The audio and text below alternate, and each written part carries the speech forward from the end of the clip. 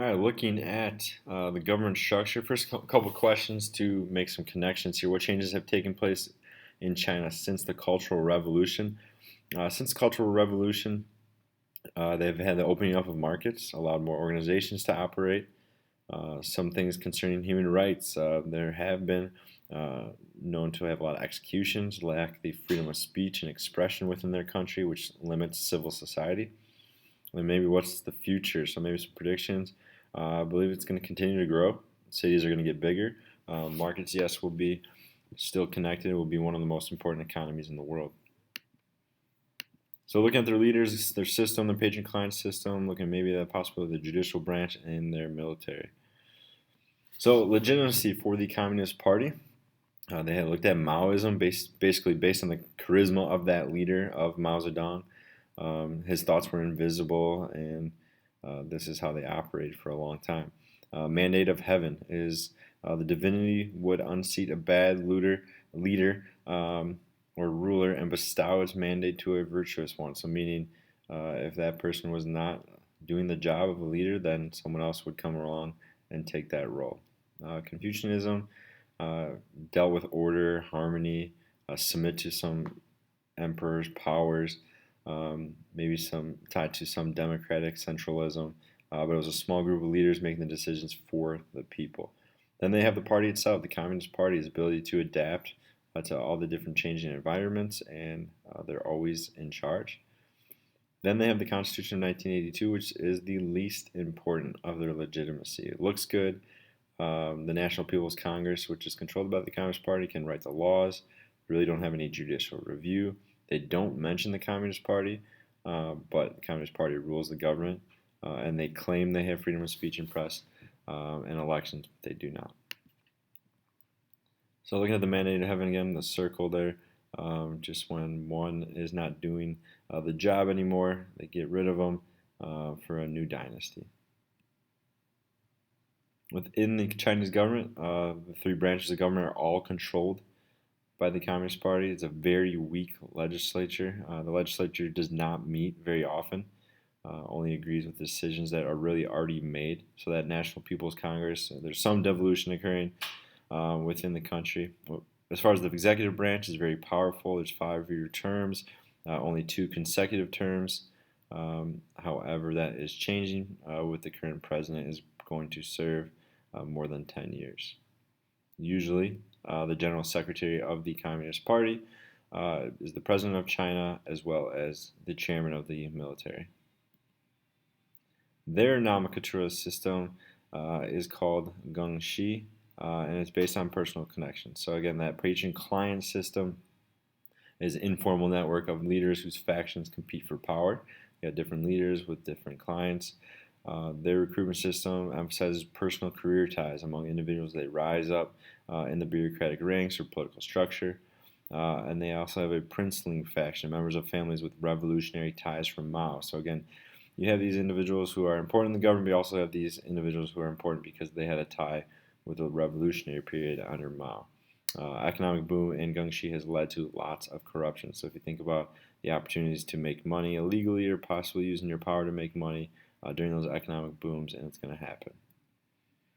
So problems within the government, you have a lot of fraud, some tax evasion, bribing police, profiteering, so basically make or seek to make an excessive or unfair profit, especially illegally, maybe in a black market.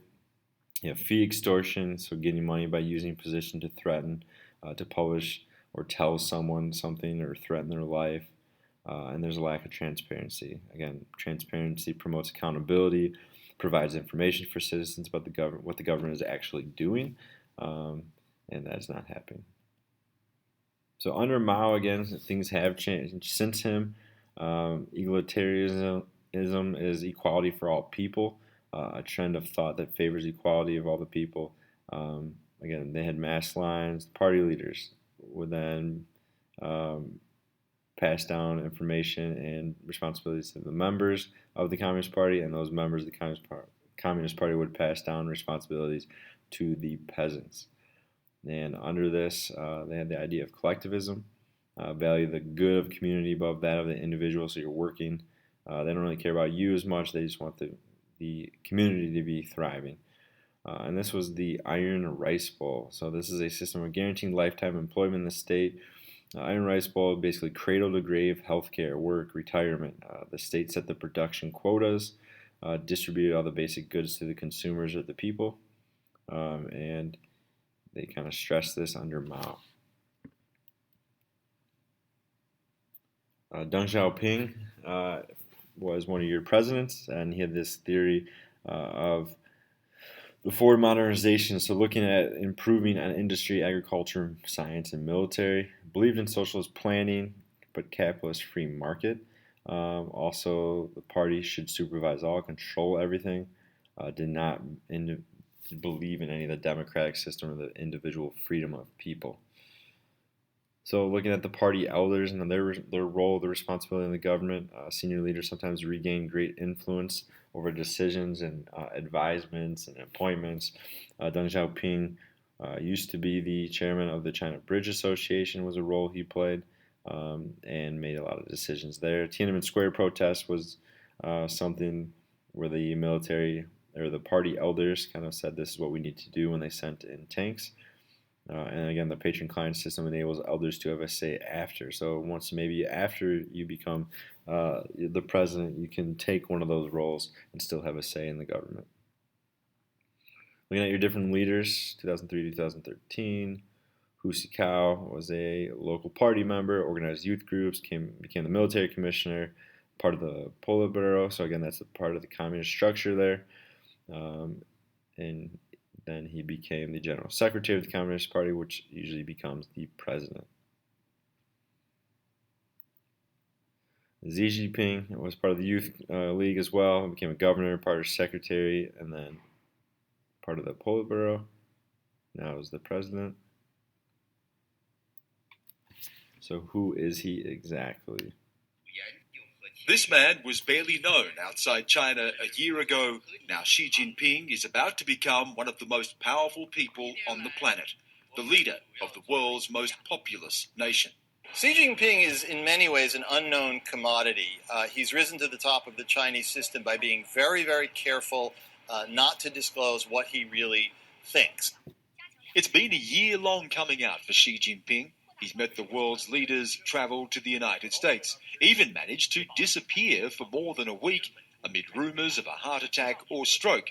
Here he reappears, but still no official word on exactly what happened. Little wonder the man is still largely a mystery. The veil lifted slightly during off-the-cuff comments to Chinese workers on a trip to Mexico in 2009. There are some bored foreigners with full stomachs, he said, who have nothing better to do than point fingers at China. What charisma Xi can claim comes from his wife. Peng Liyuan is a popular folk singer from the 1980s. But this is a man who sings from the Communist Party song sheet. President Xi, welcome back to Iowa. Analysts inside the country say he may be more in touch with common people, but don't look to him to change the system. He is no traitor to his class. He is part of a consensus to keep the Communist Party as the only ruling party. Any so-called liberty must only be on the condition of the survival of one-party dictatorship. Xi inherits a country straddling dangerous fault lines, a widening wealth gap, a slowing economy, and rising levels of unrest from pollution to the rule of law and land disputes. Xi Jinping must steer his people through some choppy international waters. There's the ongoing territorial disputes with the likes of Japan and the Philippines, and of course the rising tension with the United States from trade to military. But those who know him are optimistic. I've met Xi Jinping quite a number of times when I was Prime Minister of Australia, and I believe he's someone that you can do business with. The world is about to find out if that is true. Stan Grant, CNN, Beijing. All right, again, going back to the Communist Party structures, the Politburo and the Standing Committee. So here's a look at the paths of power. Again, all these individuals kind of started at the municipal level and kind of worked their way up to the Politburo, then the smaller group of the Standing Committee. Here's another look at Xi Xi Jinping.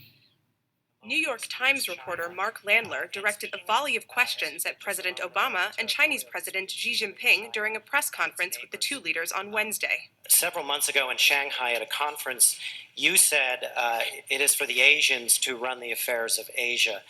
I wonder whether you're concerned that this strategic pivot represents an effort to contain China. And then, if I may, lastly, on a parochial issue, several news organizations from the United States have had issues with residency permits in China being denied, including the New York Times. I'm wondering, in the spirit of these reciprocal visa arrangements that you've agreed to this week with business people and students, isn't it time to extend that sort of right to foreign correspondents who seek to cover your country? After Mr. Obama answered his part, Xi removed his headset to signal he was moving on. Mr. Obama smiled and shrugged. President Xi Jinping will take a question from a member of the Chinese press. He did finally answer Landler's question, though.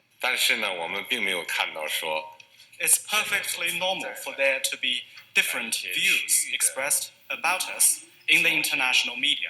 And I don't think it's worth fussing over these different views. And I don't see any of the regional free trade arrangements as targeting against China. China is committed to open regionalism. And China protects our citizens' freedom of expression and the normal rights and the interests of media organizations in accordance with law. On the other hand, media outlets need to obey China's laws and regulations. So again, there's a look at the frustration of media individuals and maybe the lack of transparency, the lack of access to the government in China. Membership of the Communist Party, about 58 million members. They have that youth league as well, so more members there at the ground or the younger level to kind of promote. So those are like 18 to 28-year-olds trying to promote the party to continue the strength of the party. You have cadres. So cadres are individuals that used to lead the government at all levels, part of the party, trained specifically for a particular different purpose or profession, and very powerful in the Mao years. Since then, the technocrats, so maybe individuals that are more academic-based, professional, technical training, are allowed to climb the ladder now of the party, and that was under after Mao, and their backgrounds were more broad, so they're able to kind of move the party forward. Women make up about 20% of the party, but only 4% of the Central Committee, and some capitalists have been able to operate, allowed to join. So look at the party growth here.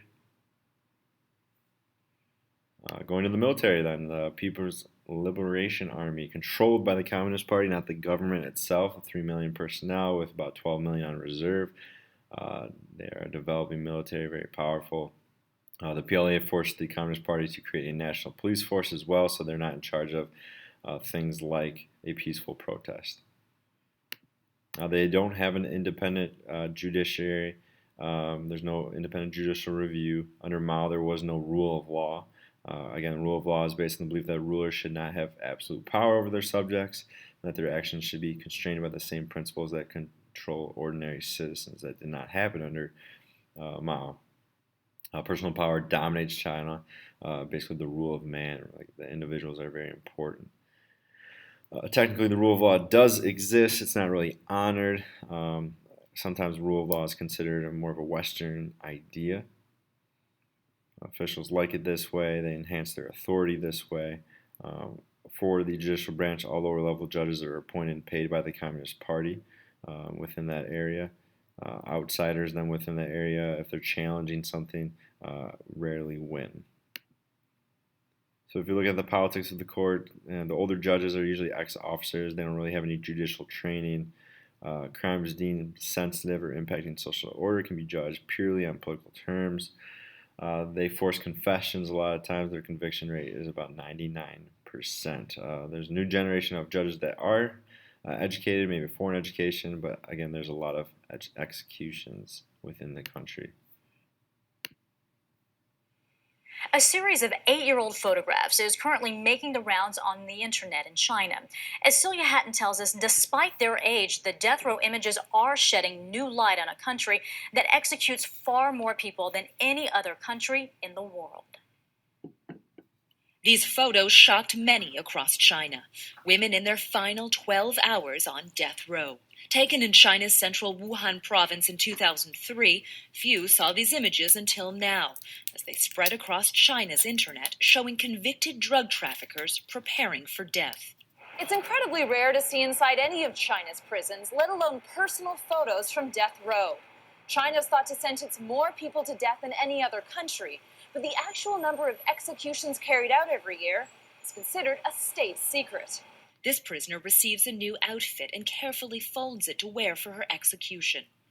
The women are fed fresh fruit, dumplings, and a special treat, hot pies from McDonald's. This 25-year-old convict laughs often, but eventually sings to heaven, asking for a second chance. Another woman stays in her cell, dictating one last letter. When dawn breaks, it's time to wear those final outfits. Tears flow. Outside tallies estimate China carries out around 4,000 death sentences annually for crimes ranging from government corruption to rape. In comparison, 46 people were executed in the U.S. last year. The Wuhan photos are fueling online debates that it's usually the poorest and weakest people in China who face the harshest legal punishments.